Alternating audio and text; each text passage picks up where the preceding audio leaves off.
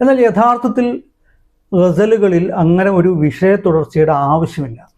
അവയെ ബന്ധിപ്പിക്കുന്നത് അതിൻ്റെ റദീഫ് എന്ന് പറയുന്ന പ്രത്യേകതയാണ്. അതായത് ഒരു ഗസൽ അവസാനിക്കുന്നത് ഒരേ വാക്കിലായിരിക്കും. ആ വാക്കുകൾ ആണ് അതിൻ്റെ കണ്ണി. ആ വാക്കിന് തൊട്ടു മുമ്പ് ഒരു പ്രാസം ഉണ്ടായിരിക്കും.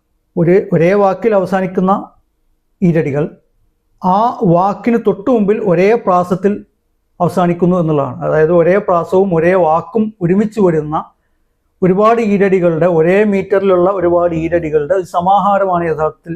വളരെ ലളിതമായി പറഞ്ഞാൽ ഗസൽ. അതിന് വേറെയും ചില സാങ്കേതിക ഘടകങ്ങളൊക്കെയുണ്ട്. റദീഫ്, കാഫി, മക്ത, മത്ല, ഷേർ, ബെഹർ, ഇങ്ങനെ പല ഘടകങ്ങളുണ്ട്. അത് നമുക്ക് സന്ദർഭോചിതം പറയാം, അല്ലെങ്കിൽ അത് അത്യാവശ്യമാണെന്നുണ്ടെങ്കിൽ വേറൊരു അധ്യായത്തിൽ തന്നെ സംസാരിക്കാം. അപ്പോൾ പറഞ്ഞു വന്നത്, അത്തരമൊരു വിഷയ തുടർച്ച യഥാർത്ഥത്തിൽ ഗസൽ ആവശ്യമില്ല എന്നുള്ളതാണ്.